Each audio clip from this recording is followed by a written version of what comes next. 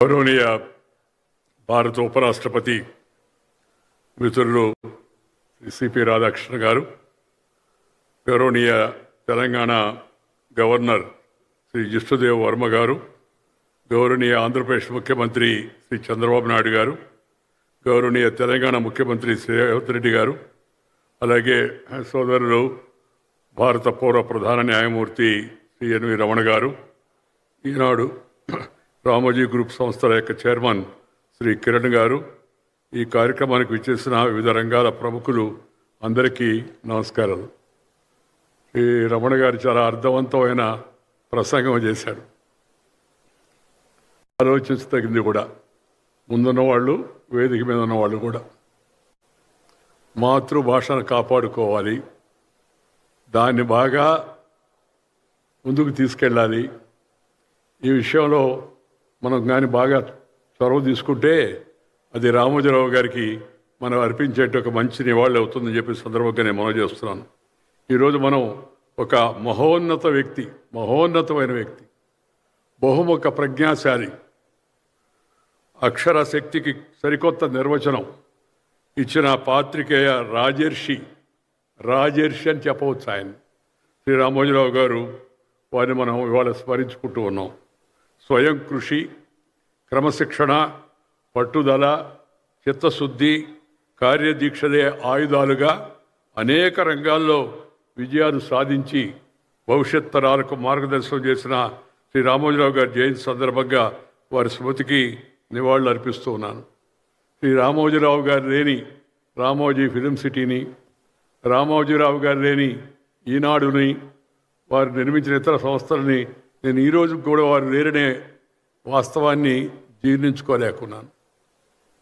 అలాంటి గొప్ప ముద్ర ప్రజా జీవితంపై వేసినట్టు మహనీయుడు ఈ మధ్యకాలంలో మనకు మరొకరు కనపడరు. శ్రీ రామోజీరావు గారు ఒక వ్యక్తి కాదు, ఒక శక్తివంతమైన యొక్క వ్యవస్థ. జనహితమే జర్నలిజం. ఇప్పుడు మనం అక్కడెక్కడ చూస్తున్నాం. జర్నలిజం అంటే ఎర్నలిజం అని. ఎర్నలిజం అంటే డిక్షనరీ విడుదల చేశాం కదా, సంపాదించుకోవడం అని. సంపాదకుడు అంటే సంపాదించేవాడు అనే అర్థం ఇవాళ కొంతమంది అందరూ కాదు, ఇంకా చాలామంది మంచిగా, నీతిగా, నిజాయితీగా, పద్ధతిగా ఉన్నారు. కానీ కొంతమంది ఆ పెడధోరణులు ఇవాళ చూపిస్తూ ఉన్నారు. వారు జనహితమే జర్నలిజం అని నమ్మి ఆచరించినట్టు యొక్క మహామనిషి. సాధారణ రైతు బిడ్డ స్థాయి నుంచి ప్రపంచమంతా తెలుగువారి వైపు చూసేలా ఎదిగిన వారి జీవితం యువతకు ఎంతో స్ఫూర్తిదాయకమైనది. వారి సంస్థల ద్వారా ఎంతోమంది ప్రత్యక్షంగా, పరోక్షంగా ప్రయోజనం పొందారు. తెలుగు ప్రజల గుండెల్లో వారి స్థానం శాశ్వతం, వారి కృషి చిరస్మరణీయం అని చెప్పి ఈ సందర్భంగా నేను మనవి చేస్తూ ఉన్నాను. విభిన్న రంగాల్లో విశిష్ట సేవలు అందించిన గొప్ప వ్యక్తులకు శ్రీ రామోజీరావు గారి జన్మదినాన్ని పురస్కరించుకొని రామోజీ ఎక్సలెన్స్ అవార్డ్స్తో సత్కరించడం చాలా సంతోషకరమైన విషయం, అభినందించాల్సిన విషయం. శ్రీ రామోజీరావు గారు కేవలం ఒక వ్యాపారవేత్త మాత్రమే కాదు, తెలుగు జాతి కీర్తిని ప్రపంచ నలుదిశలా వ్యాపింపజేసే యొక్క క్రాంతదర్శి ఆయన. వారి జీవితం అసాధ్యాలను సుసాధ్యం చేయవచ్చని నిరూపించిన అమరగాథ అది. రామోజీరావు గారి విజయం సామాజిక నిబద్ధతనే పునాదిపై నిర్మితమైన ఒక మహావృక్షం అది. మీది ఏ పక్షం అని అడిగితే ఒకసారి ఆయన నేను ప్రజాపక్షం అని చెప్పాడు. ఆయన నువ్వు ఏ పక్షం, లెఫ్టా, రైటా, లేకపోతే స్ట్రైటా, సెంట్రిస్టా అడిగితే ఆయన నేను ప్రజాపక్షం అని చెప్పి అన్నాడు. మనకి ఈనాడు పత్రిక ఈటీవీలో రోజు కనబడుతూనే ఉంటుంది. అది ఈ వారి యొక్క జీవితం వాస్తవంగా నేటి యువతరానికి ఒక పాఠ్యాంశం కావాల్సిన అవసరం ఎంతో ఉంది. స్వయం కృషితో ఒక సామాన్య మానవుడు అసామాన్య స్థితికి ఎలా ప్రపంచ ప్రఖ్యాతి సాధించగలనే దానికి వారి జీవితం ఒక ఉదాహరణ. I feel that it should be a lesson for the younger generation so that they can also improve their life and then do something meaningful to the society. ముఖ్యంగా Margadarsi chit funds, Priya foods, Kalanjali, Mayuri films వంటి విభిన్న వ్యాపారాలను ఒకే గొడుగు కింద నడిపి వాటిని విజయపథంలో నడిపిన తీరు ఆయన దూరదృష్టికి, అద్భుతమైన యొక్క నిర్వహణ సామర్థ్యానికి, కార్యదక్షతకు నిదర్శనమని నేను భావిస్తూ ఉన్నాను. ప్రతి వ్యాపారాన్ని కేవలం లాభాపేక్ష కాకుండా వినియోగదారులకు నాణ్యమైన సేవ అందించాలనే యొక్క ఉన్నత లక్ష్యంతోనే ఆయన ప్రారంభించిన అదే సంస్థ, ఆ సంస్కృతి కూడా నేడు కొనసాగుతుంది. రాబోయే రోజుల్లో కూడా ఇదే సంస్కృతి కొనసాగించాలని నేను భావిస్తూ ఉన్నాను. రామోజీరావు గారి సేవల్లో అత్యంత ముఖ్యమైనది, ప్రతిభావంతమైనది జర్నలిజం. 1974లో విశాఖపట్నం కేంద్రంగా ప్రారంభించిన ఈనాడు దినపత్రిక తెలుగు మీడియా చరిత్రలో ఒక సరికొత్త అధ్యాయాన్ని రచించింది. అంతకుముందు కేవలం పట్టణాలకే పరిమితమైన వార్తలను పల్లె పల్లెకు చేర్చి పత్రికా భాషను పండితుల భాషగా మార్చి సామాన్య ప్రజల వాడుక భాషగా దాన్ని తీసుకొచ్చారు. అలాగే ప్రజానాయకులు కూడా, రాజకీయ నాయకులు కూడా చాలామంది రామోజీరావు గారికి రుణపడి ఉండాలి. ఎందుకంటే పెద్ద పెద్ద వాళ్ళు పెద్ద స్థాయిలో ఉన్నవాళ్ళు కాదు, గ్రామ స్థాయిలో, మండల స్థాయిలో, జిల్లా స్థాయిలో ఉన్న నాయకులు గుర్తించి ప్రోత్సహించి వాళ్ళని ఎదిగే విధంగా శ్రీ రామోజీరావు గారు ఈనాడు పత్రికను నడిపారని చెప్పి మనవి చేస్తున్నాను. నిత్యం ఉషోదయాన సత్యం నినదించుగాక అంటూ తెరవారుతుండగానే పత్రిక ఇంటి ముందు ప్రత్యక్షమవడం ఆనాటి తరానికి అది సరికొత్త అనుభవం.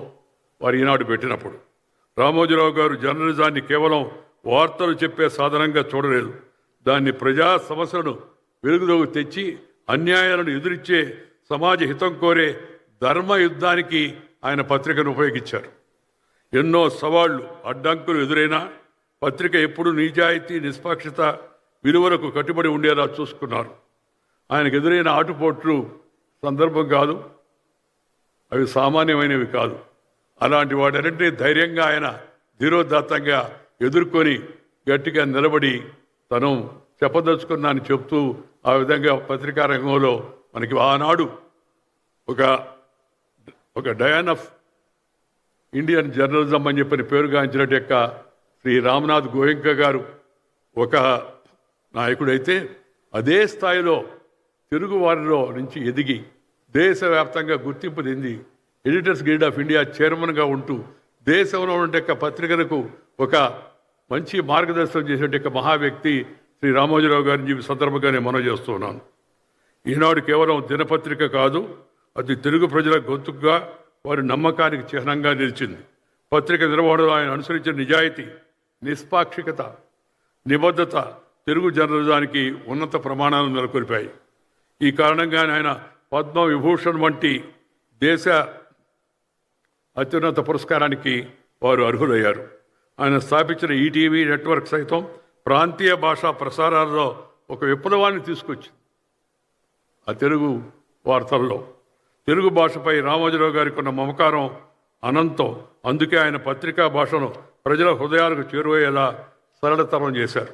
తెలుగు భాష వైభవాన్ని పెంచే లక్ష్యంతో రామోజీ ఫౌండేషన్ ద్వారా ఉత్తమ ప్రమాణాలు కలిగిన నిఘంటువులను రూపొందించి భావితరాలకు గొప్ప వారసత్వాన్ని వారు అందించారని చెప్పి నేను మనవి చేస్తున్నాను. తెలుగు నుంచి తెలుగుకి వాడుకలో మంచి పదాలను మనకి అందజేసి, ఇంగ్లీష్ నుంచి తెలుగుకి ఈ నిఘంటువులు రెండింటినీ రూపొందించడం అవుతుందో, ఇది దేశం యొక్క భాషా చరిత్రలో నిలబడే గొప్ప అధ్యాయం అని చెప్పని మీ అందరికి కూడా నేను మనం చేస్తున్నాను. దానికి ఎంత గుండె ధైర్యం, ఎంత నిబద్ధత ఉంటే కానీ అది సాధ్యమయ్యే విషయం కాదు. నిఘంటువును రూపొందించడం అంటే ఈ రామోజీ ఫిల్మ్ సిటీ కూడా ప్రపంచంలో అతిపెద్ద సినిమా స్టూడియోగా గిన్నిస్ రికార్డు సాధించి తెలుగు నేర సృజనాత్మకతను అంతర్జాతీయ గుర్తింపు తెచ్చిపెట్టింది.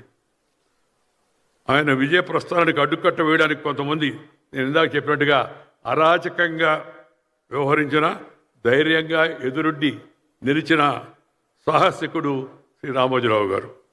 Share and care is the core of Indian philosophy నేను ఎప్పుడు చెప్తుంటాను. ఆ ఫిలాసఫీ మీద ఆయన నమ్మకం కలిగిన వాడు.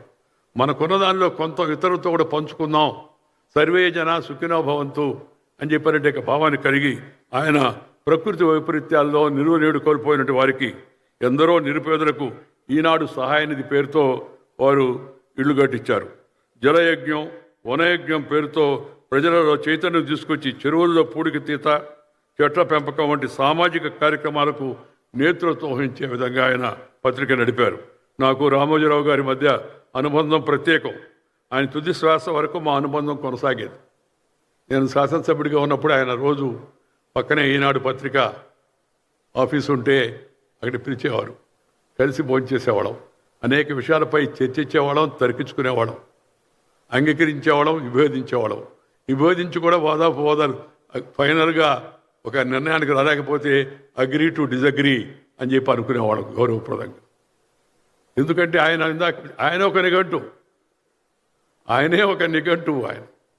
ఆయన జీవితం చూసుకొని మనం తరచు చూస్తే మనకి ఆ నిఘంటు అనే పదాన్ని ఎందుకు వాడానో మీకు అర్థమవుతుంది. ముఖ్యంగా ప్రజా తీర్పుతో ఎన్నికైనటువంటి యొక్క ముఖ్యమంత్రిని ఆ రోజు అన్యాయంగా అక్రమంగా ఆయన గుండె జబ్బుతో అమెరికాకు పోయి ఆపరేషన్ చేసుకొస్తే అన్యాయంగా అక్రమంగా ఇక్కడ తొలగించేసిన ఘటన మనందరికీ తెలుసు. గవర్నరు నాటి ఆయన మిత్రుడిగా ఉన్నట్టు మరొక వ్యక్తి కలిసి చేసాడు నమ్మక ద్రోహం.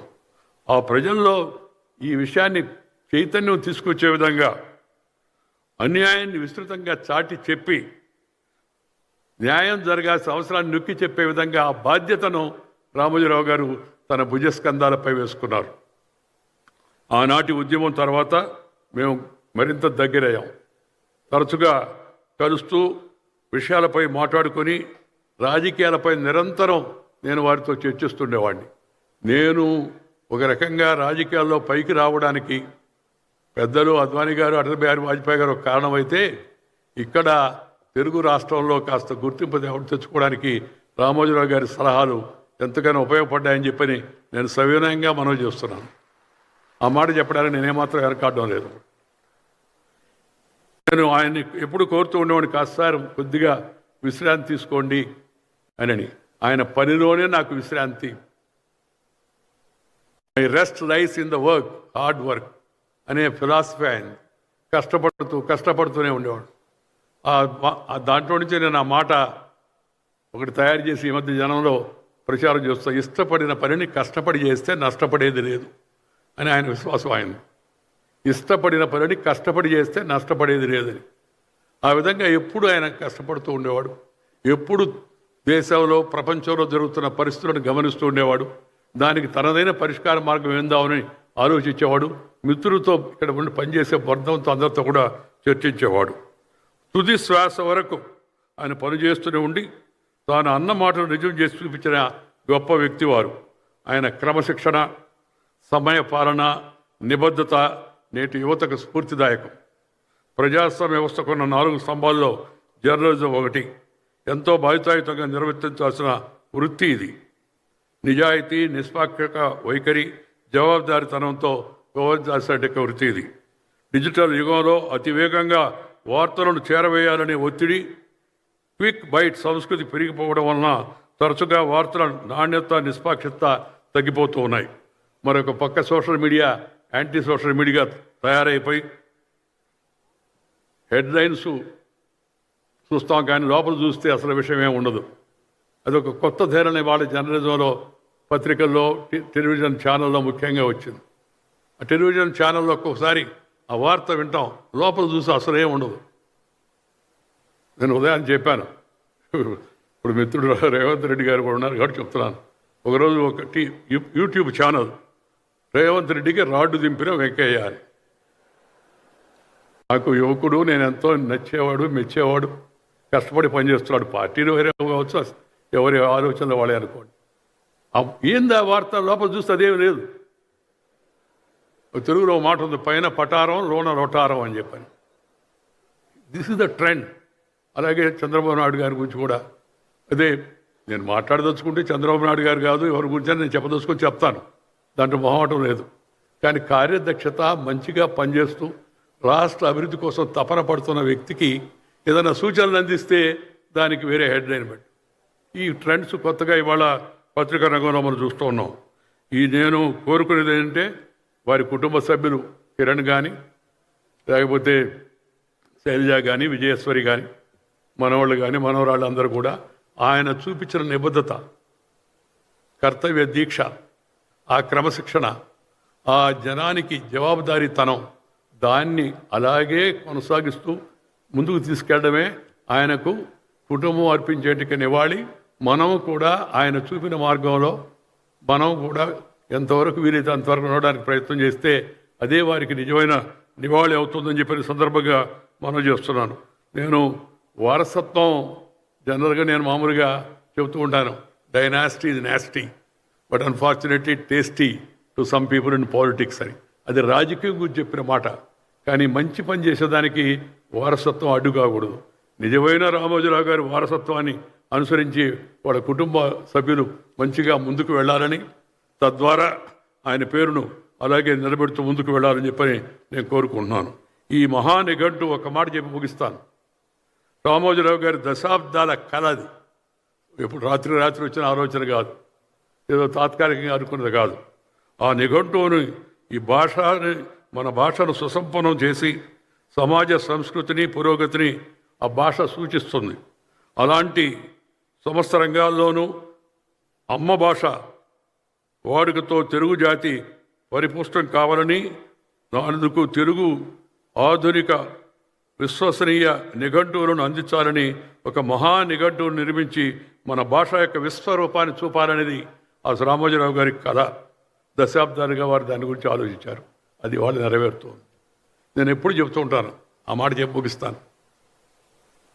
అమ్మను, అమ్మ భాషను, పుట్టిన ఊరును, కన్న తల్లిని, జన్మభూమిని, మాతృభాషను, పాఠం చెప్పిన గురువును, ప్రాణం ఇచ్చిన దేశాన్ని మర్చిపోయినవాడు మానవుడే కాదు అని చెప్పని.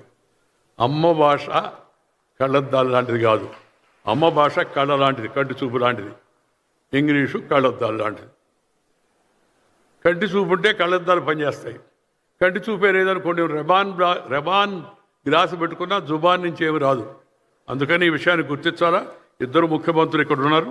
నేను వారిని కోరేది ఏంటంటే, నేను రాజకీయమైన కోరికలు కోరను, ఎప్పుడు ఏ పని కూడా అడగను కూడా. మామూలు అయ్యా, పరిపాలనలో తెలుగు భాషకు మంచి ప్రోత్సాహాన్ని ఇవ్వండి. ప్రభుత్వ ఉత్తర్వులు తెలుగులోనే ఇవ్వండి. మరి వాళ్ళకి ఏమన్నా అర్థం కాని వాళ్ళు ఎవరు ఉంటే, ఇంగ్లీష్ వాళ్ళు ఉంటే ఒక కాపీ వాళ్ళకి వేయండి.